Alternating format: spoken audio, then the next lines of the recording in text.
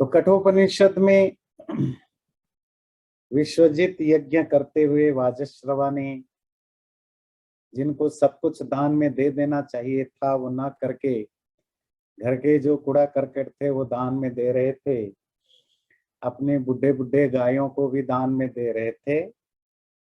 ये देख करके उनका बच्चा नचिकेता को लगा कि शायद पिताजी जो काम के नहीं है उनको दान में दे रहे हैं, तो शायद मुझे भी दान में दे देंगे। तो उन्होंने पूछा, मुझे किसको दान में दे रहे हो? बार बार पूछने पर पिताजी चिढ़ करके बोला, तुझे मौत को दूंगा। नचिकेता अड़ गया, तो मुझे मौत के पास भेजो। बार बार समझाने पर जब नहीं माना तो नचिकेता फिर मौत के पास चला गया। जब मौत के पास पहुंचा तो मौत साहब घर में नहीं थे, मिस्टर मृत्यु। तो वो 3 दिन 3 रात तक वहां उन्होंने वेट किया, प्रतीक्षा की। जब मृत्यु वापस आए तो उन्होंने पूछा, भाई 3 दिन 3 रात क्यों बैठे हो? ना आपको बिना मिले में कुछ कर नहीं सकता, पर ये तो पाप है। अतिथि घर में बिना भूखे प्यासे रहे, वो भूखे प्यासे रहे बिना खाए पिए, ये तो पाप है। तो वो 3 रात की आपने जो कष्ट उठाया उसके बदले में आपको 3 वर दूंगा, जिससे कि मैंने जो पाप कमाया अनजाने में उससे मुझे मुक्ति मिले, प्रायश्चित हो जाएगा। ये सुन करके नचिकेता ने पहले वर में मांगा कि मेरे पिताजी बड़े गुस्सैल हैं, मेरे ऊपर बार बार चिड़चिड़ होते रहते हैं, गुस्सा करते रहते हैं, उनको शांत कर लीजिए, और जब मैं वापस जाऊं तो पिताजी बड़े खुशी से मुझे मिले और शांत दिखें। मृत्यु ने बोला, बिल्कुल वैसा ही होगा। अब दूसरा वर मांगने का बारी है। आज वो दूसरे वर की चर्चा करेंगे।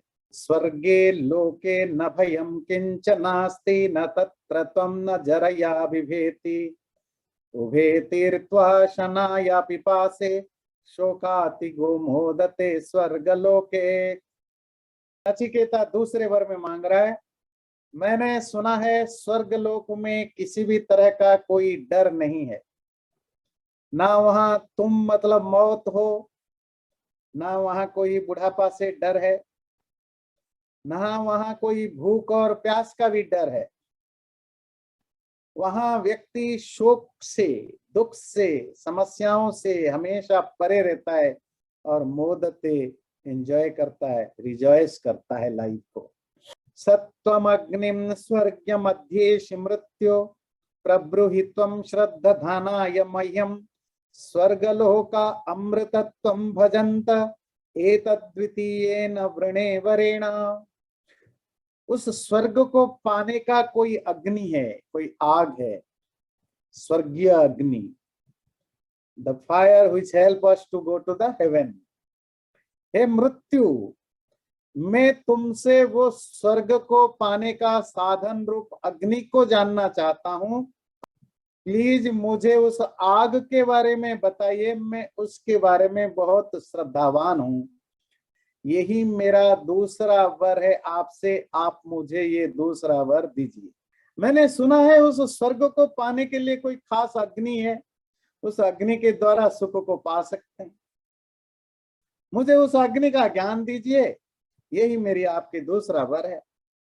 और अग्नि, आग जो होता है वो तो तुम्हारे अंदर भी है, तुम्हारे बाहर भी है। यज्ञ, उस अग्नि को यज्ञ अग्नि कहते हैं, यज्ञ का अग्नि। वो अग्नि जो अजर है, अमर है, नित्य है, वो कौन है? तुम्हारी आत्मा है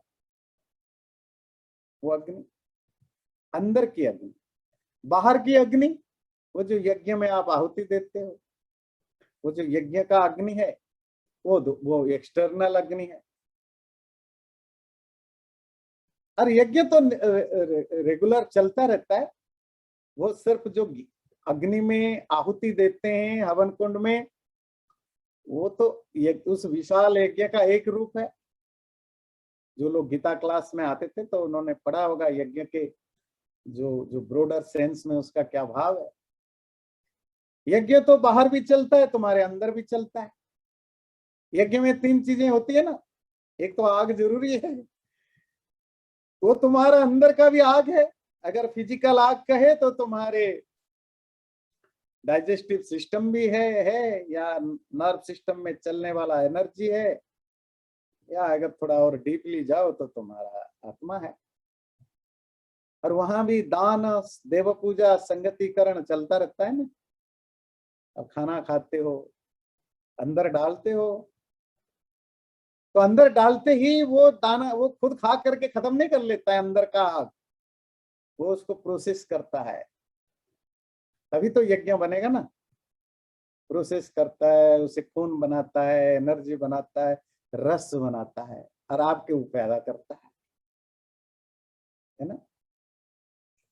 आप ज्ञान लेते, कुछ भी बाहर से अंदर डालते हो, वो उसको प्रोसेस करता है। यही तो यज्ञ अग्नि का काम है।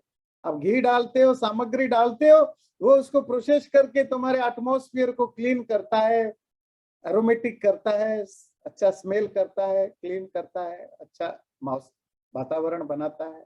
तो तुम ज्ञान लेते हो तो ज्ञान प्रोसेस होता है, तो पूरे ओवरऑल पर्सनालिटी तुम्हारी चेंज हो जाती है। इनपुट और आउटपुट, यही तो यज्ञ का है ना। इनपुट तो कम डालो तो वो बहुत मात्रा में आपको आउटपुट बना के देगा, यही यज्ञ का सार होता है। और बाहर दुनिया में, प्रकृति में देखो, रोज यज्ञ चलता है ना। सृष्टि बन रही है, बिगड़ रही है, हर कोई एक दूसरे के लिए कंट्रीब्यूट करता है। सूरज है, चांद है, धरती है, सोलर सिस्टम है, हवा है, पानी है, तो वो सृष्टि यज्ञ। सह यज्ञ प्रजा सृष्ट्वा पुरोवाच प्रजापति अनेन प्रशविष्यध्वमेशवोस्तु इष्टकामधु। गीता में पढ़ते हैं ना। सृष्टि के आरंभ में परमात्मा ने यज्ञ के साथ क्रिएचर को पैदा किया, बोला हे प्राणी, मनुष्य नहीं सारे प्राणी, इसी यज्ञ के साथ तुम बढ़ोगे, यही तुम्हारे सारे सुख देने वाला, इच्छा पूरी करने वाला होगा। मतलब उसका क्या भाव है? देवान भावयतानेन ते देवा भावयन्तु वा। तुम देवताओं का ख्याल रखो, देवता तुम्हारे ख्याल रखेंगे। एक्सचेंज है इनपुट और आउटपुट का, कुछ करो वो उसके बदले कुछ बनेगा, चलता रहता है यज्ञ। उस यज्ञ को समझना, उस यज्ञाग्नि को समझाओ। मैं समझना चाहता हूं जिसे कि मुझे वो स्वर्ग की, स्वर्ग का क्या अर्थ है? सुख है। स्व का अर्थ होता है सुख। भूर्भुवः स्वः पढ़ते हैं ना, तो स्व मतलब सुख स्वरूप।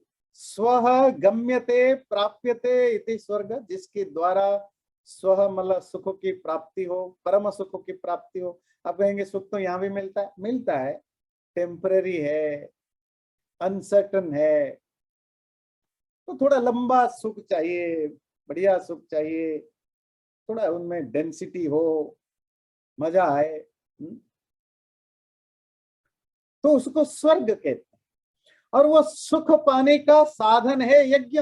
वो यज्ञ भौतिक की अग्नि से करो, आध्यात्मिक अग्नि से करो, या प्राकृतिक अग्नि से करो, किसी भी अग्नि से, हर यज्ञ कहीं ना कहीं सुख का साधन बनता है। मुझे उसके बारे में आप बताओ। तो क्या बोलते हैं यमराज? मृत्यु प्रते ब्रवीमि तदुमे निबोध स्वर्ग्यम अग्निम नचिकेत प्रजानन अनंत लोकाप्ति मथो प्रतिष्ठम विद्धि त्वमेतम निहितम गुहायाम। ठीक है नचिकेता, मैं तुम्हें बता रहा हूं उस स्वर्ग के साधन अग्नि के बारे में। इसको ठीक ठीक जान करके तुम उस अनंत संसार जिसके लिए व्याकुल है पाने के लिए, उसको पा करके समस्त सुखों का जो प्रतिष्ठा है, जो सपोर्ट है, उसको पा करके तुम जानो, जो कि बहुत सीक्रेट है, बहुत मिस्ट्री है। लोकादिमग्निम तमुवाच तस्मै या इष्टका यावतीर्वा यथा वा सचापि तत्प्रत्यवदत् यथोक्तम अथास्य मृत्यु पुनरेवाह पुष्टुष्टः। उस इन संसार का जो मूल सोर्स है, समस्त संसार का जो सोर्स वो अग्नि है, लोकादि समस्त लोकों का आदि जो अग्नि है, उसके बारे में आचार्य मृत्यु ने बताया। और ये भी बताया जब उस अग्नि को आप यज्ञ के रूप में यूज करते हो तो वो यज्ञ कैसे करना है, वो यज्ञ कुंड कैसे बनाना है, कितने ईंट चाहिए, किस तरह के यज्ञ कुंड बनाना है, क्या क्या और प्रोसीजर है, वो सब समझाया। समझाने के बाद यमराज ने मेक श्योर करना चाहा कि ये लड़का वैसे ही पूछता है ना, कुछ जानता है। उसने उसे पूछा, कुछ समझ में आया? नचिकेता ने कहा हाँ आया। बोला क्या समझ में आया? पुनरेवाह तुष्ट। मृत्यु ने जैसा जैसा जो जो बोला था नचिकेता ने वही रिपीट करके उसको सुना दिया। तो नचिकेता ने पूछा वो स्वर्ग पाने का अग्नि के बारे में बता। यमराज ने बता दिया वो अग्नि क्या है। वैसे हम डिटेल में थोड़ा आगे पढ़ेंगे, इस ठीक अगला श्लोक पढ़ेंगे। अग्नि क्या है, कैसा है। उस अग्नि को जब आप रिचुअल के रूप में, यज्ञ के रूप में यूज करोगे तो कैसे करोगे, वो यज्ञ क्या है, कैसे होता है, कैसे करना होता है, उसकी क्या प्रोसीजर है, यज्ञ विधि कैसे बनती है। यज्ञ विधि मतलब जो अल्टर ऑफ यज्ञ, जो वेदी बनेगी उसकी कितनी ईंटें लगती है, वो प्राचीन काल में वो प्रॉपर प्रोसीजर से होता था ना। तभी तो ज्योमेट्री, ट्रिकोनोमेट्री वगैरह तभी इवॉल्व हुआ भारत में, यही सब चीजें करने के लिए। वो सब उसकी जो हार्डवेयर और सॉफ्टवेयर, मतलब यज्ञ वेदी वगैरह कैसे बनाना है, सॉफ्टवेयर मतलब यज्ञ वगैरह कैसे करना है, दोनों चीजों को बता दिया। बताने के बाद लगा, है ना, जो अच्छा टीचर होता है और अच्छे स्टूडेंट होता है, इनमें एक वो होना चाहिए ना। तो teacher has to make sure कि वैसे ही तो मेरा टाइम खराब नहीं कर रहा है, ये भी बता दो, ये भी बता दो, पता चला सुन नहीं रहा है, कुछ भी समझ भी नहीं रहा है। तो भाई मेक श्योर करना जरूरी है कि ये जो सुन रहा है कि नहीं, पहली बात, और सुना समझ में आया कि नहीं। पूछा नचिकेता को, जो मैंने बोला कुछ समझ में आया, क्योंकि थोड़ा हैवी चीजें हैं। नचिकेता ने कहा हाँ जी आया। क्या समझ में आया? तो उसने आज इट इज जो जो मृत्यु ने बताया था उसको एलाबोरेट करके डिटेल में बता दिया। मृत्यु बड़ा खुश हो गया, बड़ा कमाल का शिष्य है। तो खुश होकर के बोला सुन सुन, तुम्हें मैं जो यज्ञ के बारे में जो वर देना था वो तो दूंगा, दिया, और आगे भी तीसरा वर भी दूंगा। पर मैं तुम्हारे ये जो टैलेंट और जो श्रद्धा और गुरु को ध्यान पूर्वक अटेंशन के साथ सुनना, उसको ऑब्जर्व करना, इससे मैं बड़ा खुश हुआ। मेरे तरफ से ना मैं तुम्हें और एक वर देना चाहता हूँ, इसको बोनस समझ लेना। ये सैलरी में काउंट नहीं होगा, वो 3 वर में तुम्हारा काउंट नहीं होगा, ये अलग एक्स्ट्रा है। ये दिवाली का बोनस है तुम्हें, तुम्हारे टैलेंट के लिए स्कॉलरशिप है। और क्या है, ये जो अग्नि का ज्ञान मैंने दिया तुम्हें, ये यज्ञ अग्नि जो कि आध्यात्मिक भी है, स्पिरिचुअल है, वो अग्नि आगे से तुम्हारे नाम से जाना जाएगा, नाचिकेता अग्नि के नाम से। और उसने उसके गले में एक सुंदर सा फूल की माला डाल दी। आपको मिलता है ना, एक रिवॉर्ड मिलता है, एक चेक मिलता है, फूलों का गुलदस्ता मिलता है जब आपको रिवॉर्ड मिलता है। देखिए श्लोक देखिए, तम ब्रवीत प्रीयमाणो महात्मा वरम तवेहाद्य ददामि भूयः तवेव नाम्ना भविता यमग्नि श्रृंकाम चेमाम अनेक रूपाम गृहाणा। हे नचिकेता, मैं बड़ा खुश हुआ, तुम बड़ा महात्मा हो भाई, बड़े ग्रेट सोल हो, मैं तुमसे बहुत इम्प्रेस्ड हुआ। तो हे नचिकेता, तुम तो महात्मा हो, बड़े ज्ञानी हो, मैं बड़ा इम्प्रेस्ड हुआ तुम्हारे ये इस तरह के श्रद्धा से सुनने का, और उसको इतने जल्दी आपने आंसर दे दिया। आज से तवेव नामना भविता अयम अग्नि, ये अग्नि आगे से तुम्हारे ही नाम से जाना जाएगा, मतलब नाचिकेताग्नि कहलाएगा। श्रृंकाम च इमाम अनेक रूपाम, इस अनेक रूप वाले, ये जो मल्टी कलर्ड, जो मेरे पास एक श्रृंका है, माला है, गारलैंड है, इसको ग्रहण करो, उसके गले में डाल दिया। मतलब एक खूबसूरत सा माला डाल दिया। आजकल आप गुलदस्ता पकड़ा देते हैं फूलों का, है ना, और उसके नाम पर आप क्या करते हैं, कोई बड़ा नाम हो तो उसके नाम पर कोई रोड बना देते हैं, कोई सिटी बना देते हैं, कोई हॉल बना देते हैं। तो मृत्यु ने उनके नाम पर उस अग्नि का नाम कर दिया, नाचिकेता अग्नि, और एक इसके गले में माला डाल दिया। ये तुम्हारे लिए बोनस है।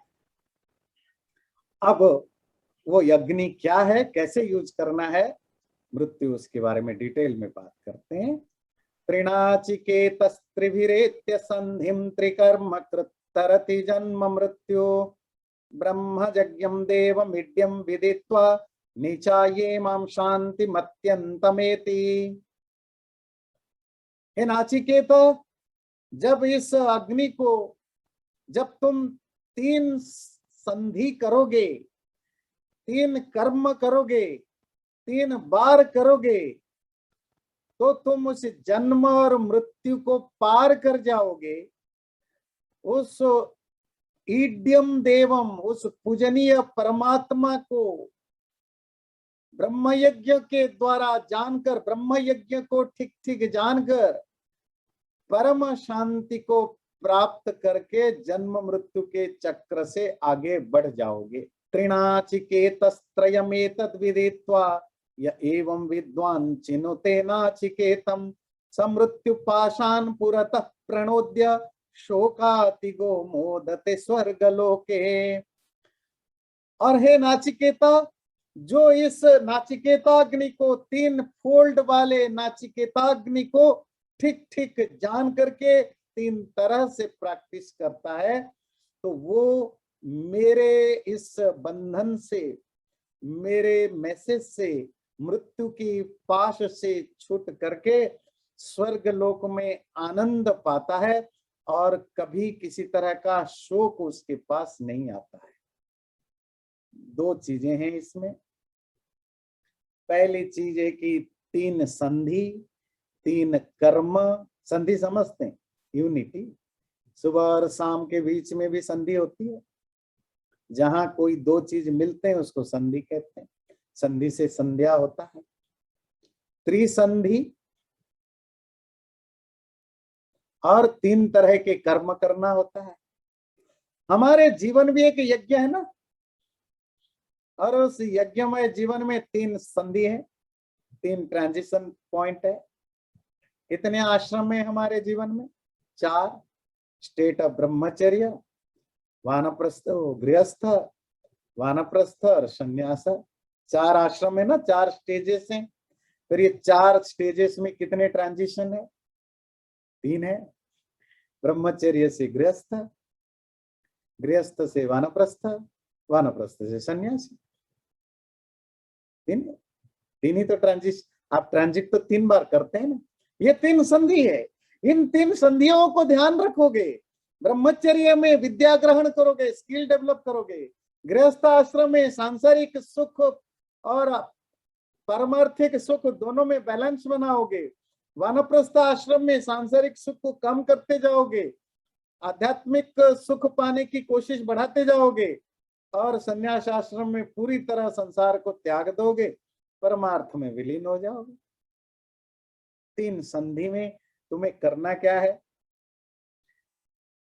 3 तरह के कर्म करना है। नित्य, नैमित्तिक, काम्य कर्म। 3 तरह के कर्म। आपके लाइफ में आप कुछ भी करते हैं, 3 ही तरह के कर्म करते हैं डे टू डे लाइफ में।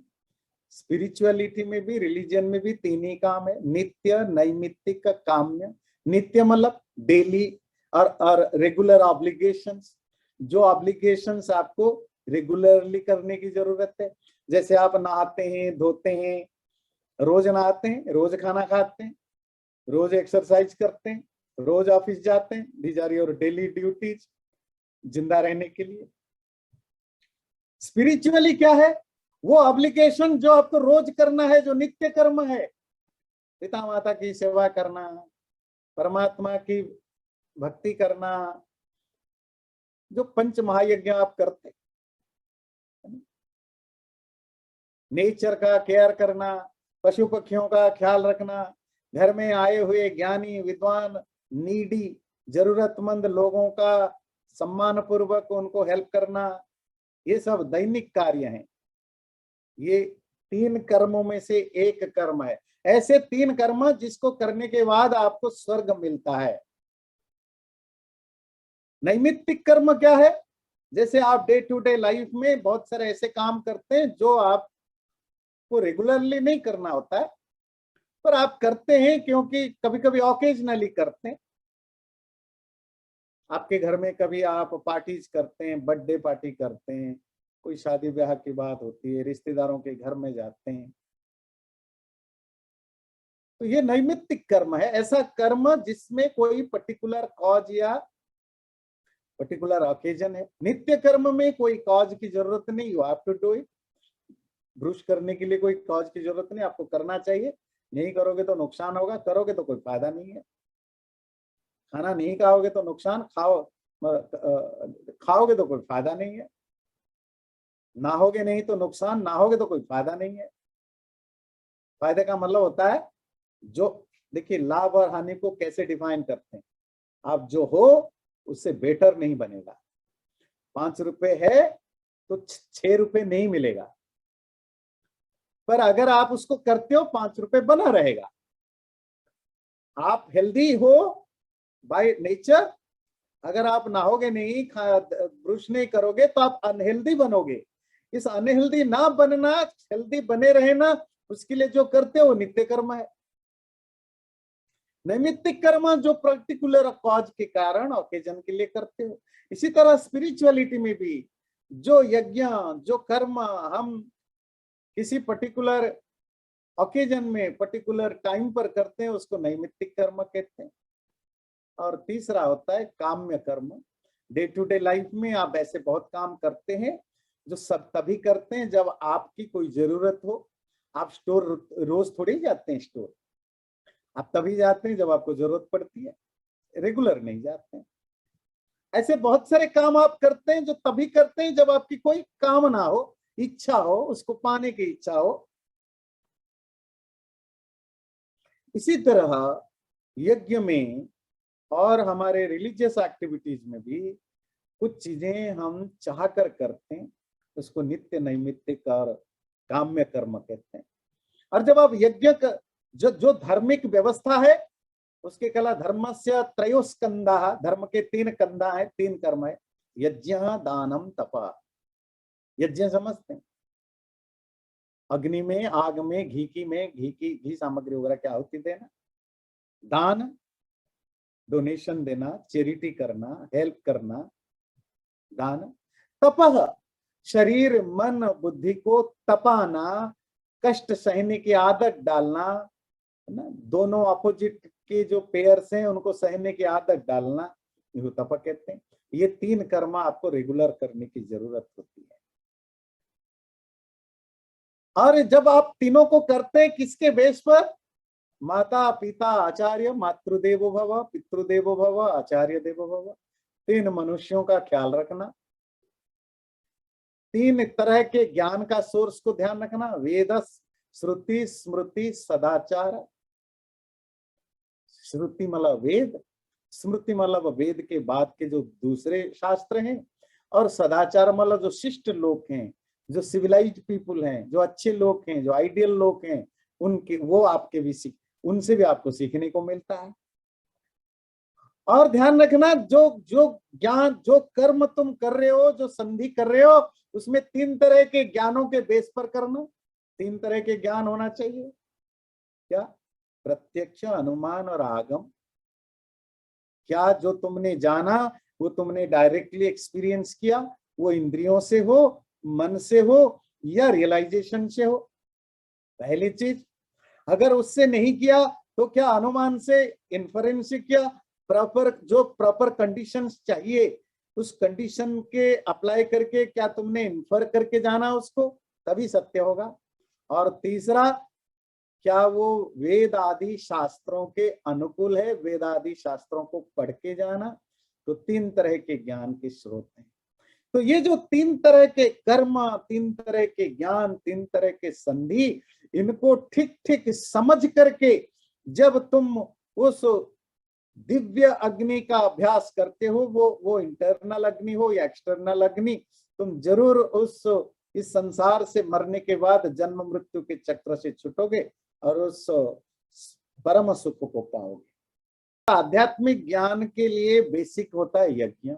यज्ञ आपकी योग्यता बनाता है, समर्पण का भाव आता है, सरेंडर का भाव आता है, दान का भाव आता है, तपस्या का भाव आता है।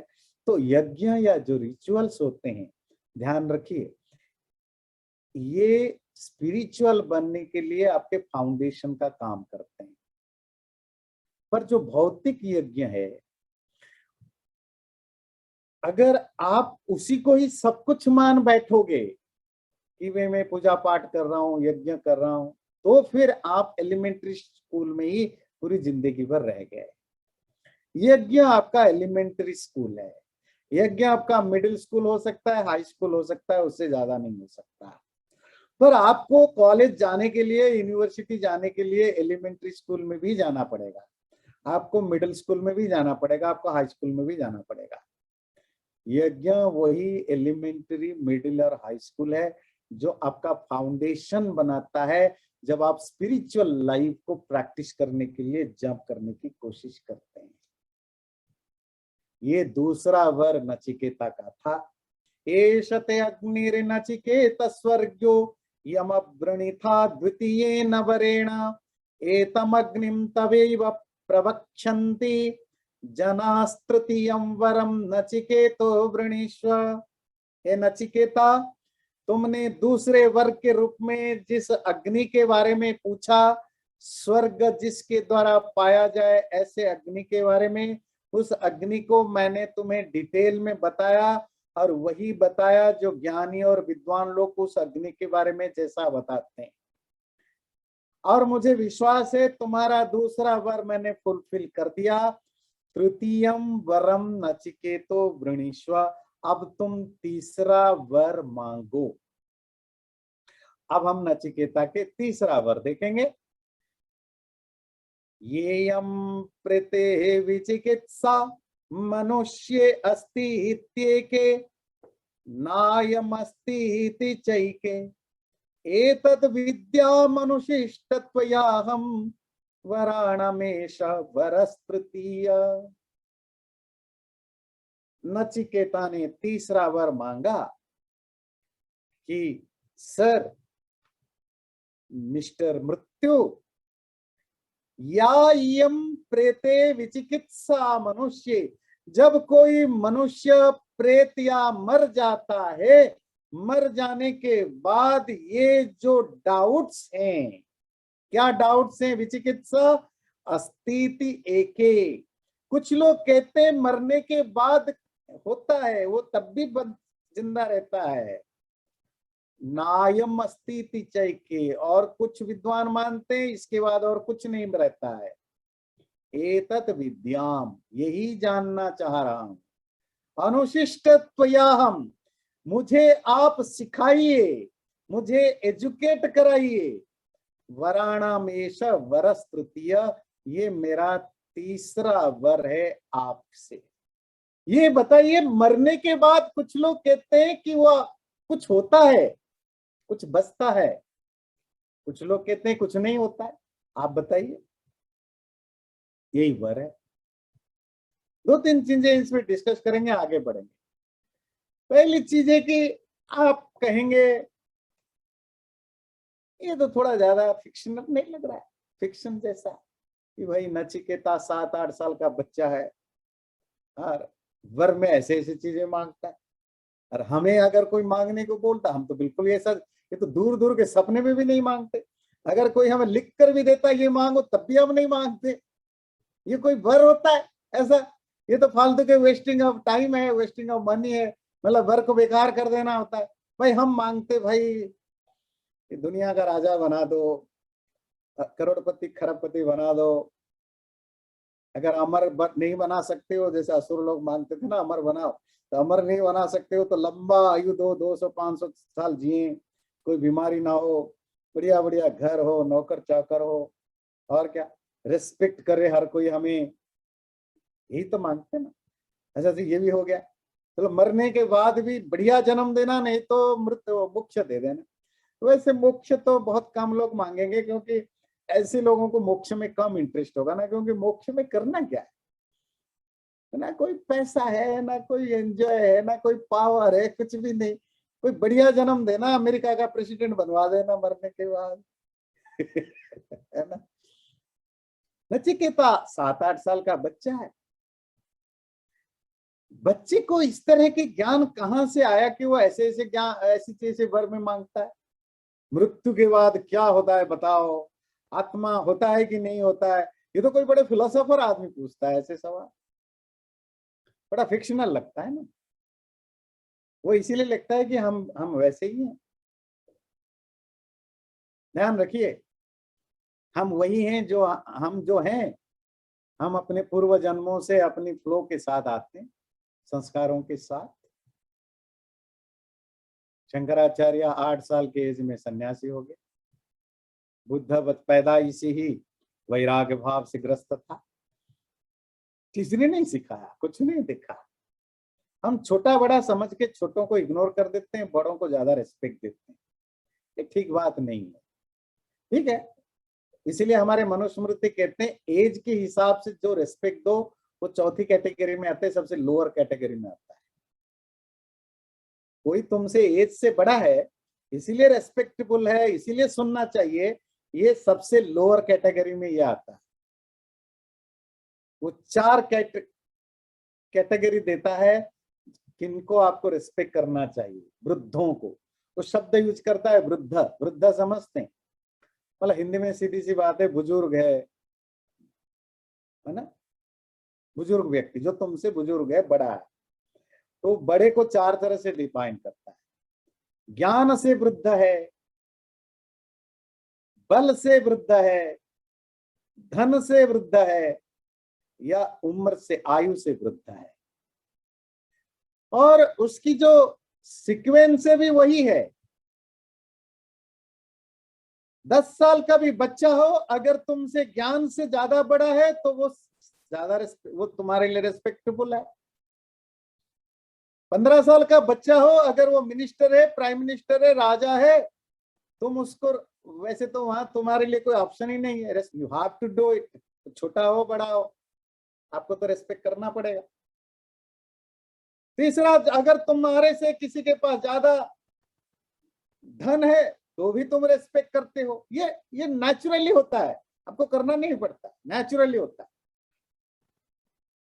और अगर उसके पास कोई ज्ञान नहीं, पावर नहीं, और धन भी नहीं, अगर वो तुम्हारे से उम्र में बड़ा है, सपोज आपके घर में काम करने वाले लोग हैं, हैंडीमैन है ना, तो जिनका जॉब कम पैसे वाला जॉब होता है, पर अगर एज में तुमसे बड़े हैं तो तुम उनको रेस्पेक्ट करो। फिर उसकी जो क्रोनोलॉजी क्या है वो सबसे लास्ट में आता है। अगर 4 लोग खड़े हो, ज्ञानी, राजा,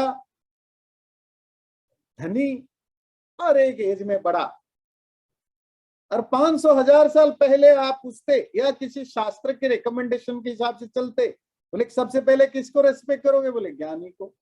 राजा लोग भी जाते हैं तो ज्ञानियों के पैर छूते हैं, है ना? नहीं। सेकंड किसको रेस्पेक्ट करोगे? जिसके पास पावर है, राजा को। थर्ड किसके लिए जाओगे? तो जो धन वाला है। चौथा जो है वो शरीर से बड़ा है। इसीलिए एज ज्यादा मैटर नहीं करता है। अगर आप वर्ल्ड हिस्ट्री देखें, 5000 साल का भी हिस्ट्री देखें, ज्यादा पुराना देखने की जरूरत नहीं, 3000 साल की भी हिस्ट्री देखें तो भी पता चलेगा, जितने भी बड़े बड़े लोग हुए हैं दुनिया में, कुछ बहुत कुछ किया है, सब हमसे कम एज के थे, बहुत कम एज के। और भारत का अगर आप रिलीजियस और स्पिरिचुअल स्पेक्ट्रम देखें, देखिए विवेकानंद तो 40 साल के एज में डेथ हो गया था, हर कोई उनको रेस्पेक्ट करता है। स्वामी दयानंद 50-52 साल के एज में डेथ हो गया। शंकराचार्य 32 ईयर्स में डेथ हो गया। बुद्ध लंबा जिए, फिर बचपन से ही वैराग्य था। ये अमेरिका में एक बांग्लादेश का बच्चा है, बांग्लादेशी अमेरिकन, आपको बताया होगा, आप वीडियो देख सकते हैं। अभी उसका एज 13 साल का है अभी, और उसकी वीडियो में देख रहा था जब वो 7-8 साल का था, वो दुनिया के मोस्ट ऑफ यूनिवर्सिटी में जाता था लेक्चर देने के लिए, फिजिक्स पर, केमिस्ट्री पर, बायोलॉजी पर, एथिक्स पर, फिलोसफी पर लेक्चर देने जाता था। तो 5 साल पहले की जो वीडियो है, उस समय जो उसकी जो फाइनेंशियल स्टेज था, $3 मिलियन का वो मालिक था, अपनी कमाई से, पिता की कमाई नहीं। अपनी कमाई। 8 साल का लड़का था, अब तो 13 साल का हो गया है। और ये एक इंसिडेंट नहीं है, हजारों है जी। तो ऐसा क्यों है? मैं 60 साल का हूँ, 50 साल का हूँ, 40 साल का हूँ, 70 साल का हूँ, ये 8 साल का है, 10 साल का है। ये कैसे मेरे से, मतलब मेरे जैसा सोचता है, मेरे से ज्यादा मैच्योर सोचता है? मैच्योरिटी एज में नहीं आता है। कभी कभी बच्चों की मैच्योरिटी बड़ों से ज्यादा हो जाती है। और मोस्ट ऑफ टाइम बच्चों का ज्ञान अपने माँ बाप रिश्तेदारों से ज्यादा होता है। हमेशा नहीं, मोस्ट बहुत समय। पर क्या है कि माँ बाप, भाई बहन, चाचा चाची, गुरु, टीचर उसको दबा देते हैं। बच्चा कितना भी सही बोलता हो, हम उसको सुनते नहीं, मानते नहीं। ये क्या जानता है? तो मैं इंजीनियर हूँ, मुझे ज्यादा पता है कि कैसे फिक्स होगा। मैं वो डॉक्टर हूँ, मैं लॉयर हूँ, मैं रोज CNN देखता हूँ, मैं फॉक्स देखता हूँ, मैं ये देखता हूँ, मुझे ज्यादा ये क्या पता होगा। हम उसकी कही गई बातों को सीरियसली नहीं लेते, और इस क्योंकि हमने ये एज्यूम्शन बना रखा है कि उसको नहीं पता, हमसे इसको कम पता है। पर अगर, इसीलिए कभी बच्चे माँ बाप से दोस्ती नहीं बन सकते। बच्चा हमेशा अपने एज का व्यक्ति ढूंढता है, जहां वो एक दूसरे को म्यूचुअल अंडरस्टैंड करे, म्यूचुअल रेस्पेक्ट करें। माँ बाप कभी नहीं करते। कितना भी बोले कि आई लव यू, पर बच्चा को पता है ये मेरे सुनने वाले नहीं है। इसलिए बच्चा अपना दूसरा अपने एज का ढूंढता है, जो उसकी बात को सुने, माने, रेस्पेक्ट करे। तो बच्चों में भी मैच्योरिटी आती है, हम उसको मोस्ट ऑफ टाइम इग्नोर कर जाते हैं। नंबर 3 करके आगे बढ़ेंगे नचिकेता की बात। दूसरी चीज है, ज्ञान में जो बच्चों में कभी ज्यादा होता है, बड़ों में कभी कम होता है, या बड़ों में ज्यादा बच्चों में कम होता है, ये फिजिकल जो जो एज देख करके हम डिसाइड करते हैं, इसके कारण ये गलत फहमियां होती है। हर व्यक्ति के लाइफ में, हर व्यक्ति का जो एज है, आयु, वो 3 लेवल पर होता है। पहला, मैं अगर 50 का हूँ, 60 का हूँ, 70 का हूँ, 80 का हूँ, 20 का हूँ, 30 का हूँ, तो ये किसका एज है? मेरे शरीर का। जब से पैदा हुआ है, कौन पैदा हुआ है? ये शरीर पैदा हुआ है, ये शरीर का एज है। जब आप बर्थडे सेलिब्रेट करते हैं कि 15 का हो गया, 20 का हो गया, 50 का हो गया, तो ये शरीर 15 साल का हो गया, 20 साल का हो गया। ये आपका एक लेयर का एज है। आपके लाइफ में एक सेकेंड लेयर है, वो है आपका माइंड। हो सकता है आप 50 साल का हो, तो क्या पता आपका माइंड जो है वो 50 लाख साल पुराना हो, बुढ़ा हो, 50,000 साल हो, 50 करोड़ साल का हो। क्यों? क्योंकि शरीर तो 60 साल, 70 साल, 80 साल, 100 साल में नष्ट हो जाता है। मन तो नष्ट नहीं होता है ना, मन तो साथ जाता है। मन तो बहुत पुराना है, कितना पुराना पता नहीं है, पर ये शरीर से ज्यादा पुराना है। तो शरीर के एज के हिसाब से तो मेरा बच्चा मेरे से छोटा है, मेरे पिता, मेरे दादा मेरे से बड़े हैं। पर मन के एज से मुझे नहीं पता, हो सकता है मेरे बेटे का माइंड मुझसे ज्यादा मैच्योर हो, ज्यादा पुराना हो, ज्यादा बुढ़ा हो। क्या पता मेरे दादाजी का जो माइंड है वो मेरे पोतों से भी कम मैच्योर हो, कम एज वाला हो, कम बुढ़ा हो। किसी को नहीं पता किसका माइंड कितने साल का। और तीसरा एज, जहां हम सब बराबर हैं, हम सब के अंदर तीसरा लेयर है आत्मा। आत्मा के एज पर कौन बड़ा है, कौन छोटा है? पापा की आत्मा, बेटे की आत्मा, पोते की आत्मा, नाती का आत्मा, माँ की आत्मा, दादी की आत्मा, बेटी की आत्मा, सबकी आत्मा एक ही एज की है। क्योंकि आत्मा सबकी नित्य है। न जायते म्रियते, न मरती है, न पैदा होती है।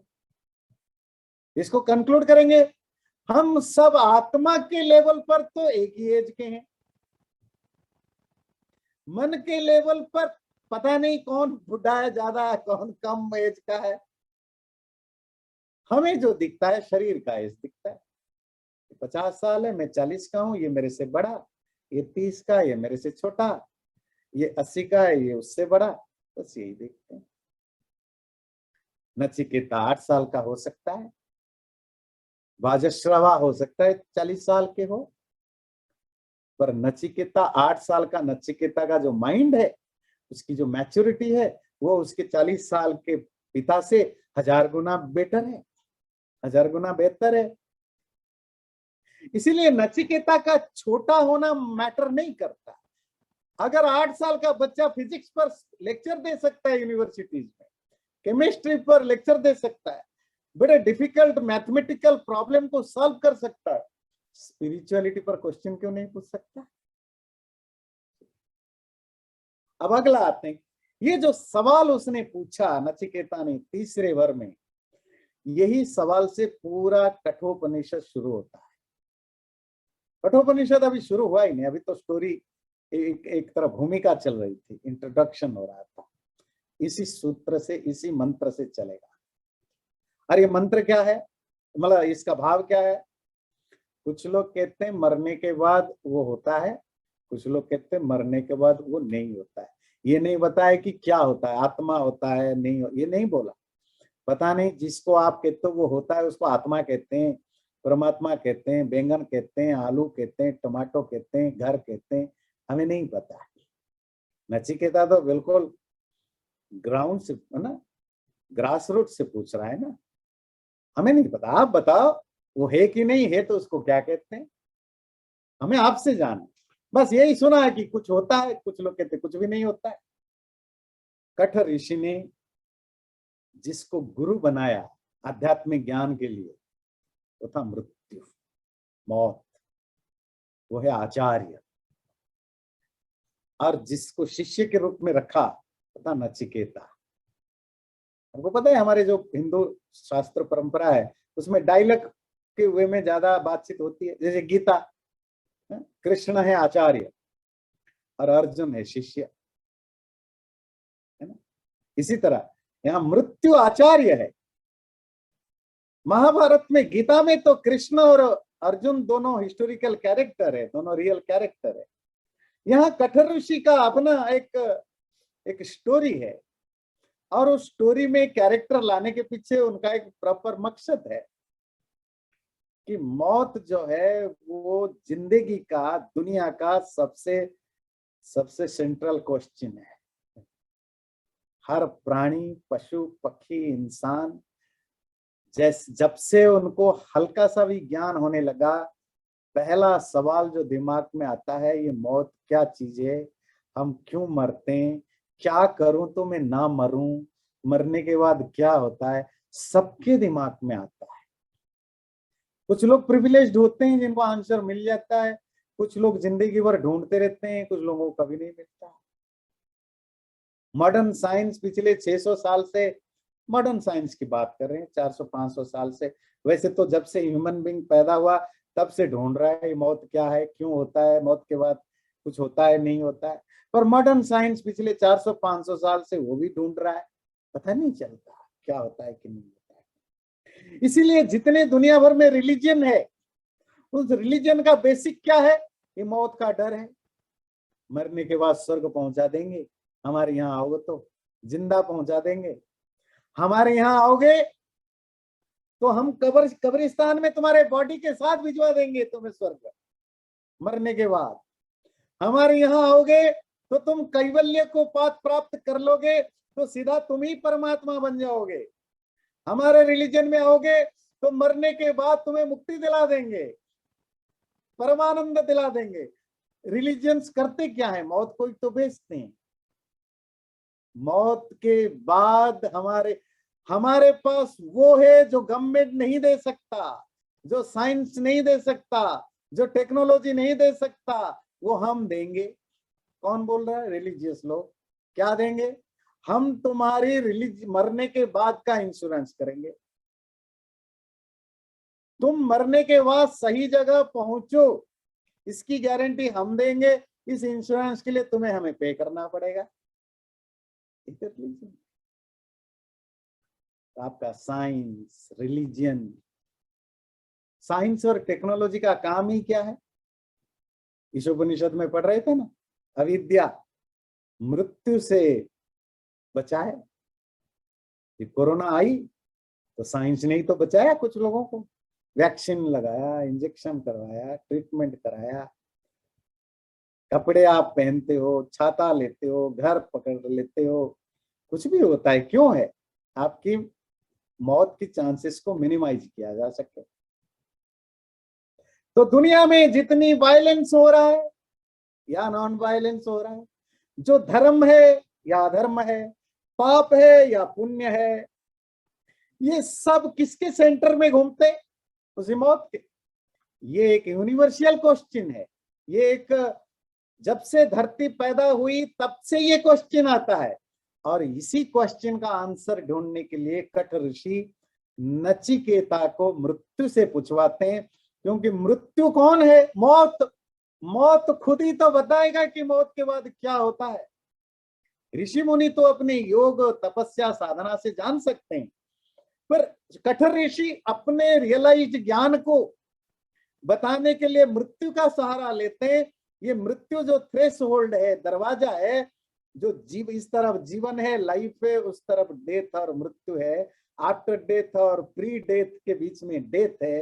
तो डेथ को आचार्य बनाया, ये बताएगा कि मरने के बाद क्या होता है। इसलिए नचिकेता ने मृत्यु से सवाल पूछा, तुम बताओ मरने के बाद क्या होता है। और प्रॉब्लम है कि ऐसे क्वेश्चन का आंसर वैसे इजीली नहीं दिया जाता, क्योंकि कोई भी गंभीर प्रश्न का आंसर, कोई सीरियस क्वेश्चन का आंसर हमेशा सीरियसली दिया जाता है और सीरियस लोगों को दिया जाता है, टाइम पास वालों को नहीं दिया जाता। मृत्यु को यही प्रॉब्लम था। He had to make sure। ये जो सवाल पूछ रहा है वर्क के नाम पर, कहीं ऐसा तो नहीं बस वैसे ही दिखाने के लिए कि भाई देखो मैं बहुत बड़ा स्कॉलर हूँ, फिलोसोफर हूँ, ज्ञानी हूँ, मुझे पूछ लिया। यम को मेक श्योर करना है कि इसका क्वेश्चन जेन्युइन है, और वो जेन्युइनली जानना चाहता है, जो हम अगले बार जानेंगे। तो यम उसको ये आंसर देने को तैयार नहीं था। वो उसको ललचाना चाहता है कि देखो ये क्वेश्चन बड़ा, बहुत अनयूजुअल क्वेश्चन है, बहुत ज्ञानी विद्वान ऋषि मुनि इस क्वेश्चन को पूछते रहते हैं पर आंसर नहीं मिलता। तुम कोई और क्वेश्चन पूछ लो, क्वेश्चन नहीं तो कोई और बार मांग लो, मैं दे दूंगा, इसको अवॉइड करो। नचिकेता कहता है नहीं, मुझे यही क्वेश्चन जानना है। अच्छा ऐसा करो, मैं ना इस क्वेश्चन के बदले तुम्हें ना, मैं तुम्हें बहुत धन संपत्ति, सुंदर सुंदर लड़कियां, शब्द आता है, गाड़ी, मतलब आज की भाषा में रथ कहता है ना, आज की भाषा में कार, बड़े बड़े घर, सब दूंगा, ये क्वेश्चन मत पूछो। नचिकेता कहता है नहीं, मुझे तो वही जानना है। कहते अच्छा ठीक है, मैं पूरे धरती का राजा बना दूंगा, वो कर दूंगा, वो कर दूंगा, जो कोई ड्रीम में भी नहीं सोच सकता, इतना सारी सुख सुविधाएं दे दूंगा। जितना दिन चाहो, 1000 साल जीना चाहो, 500 साल जीना चाहो, वो भी मैं करवा दूंगा। मैं अमर तो नहीं बना सकता, पर ये सवाल मत पूछो। यमराज उसको ललचाते रहते हैं, डराते हैं, ललचाते हैं, उसको हर तरह के डिस्करेज करते हैं कि सवाल मत पूछे। जब नचिकेता बिल्कुल निर्भीक होकर के अड़ के बोलता है मुझे तो यही जानना है और कुछ नहीं चाहिए, और जिस the way he spoke it, अगले बार जानेंगे कितना इंटरेस्टिंगली नचिकेता बोलता है, ये सब चीजें जो है ना तुम अपने पास रख देना, तुम एंजॉय करना, मुझे बस बता दो कि मौत के बाद क्या होता है। चैनल को सब्सक्राइब जरूर करें और वीडियो अच्छा लगे लाइक भी जरूर करें।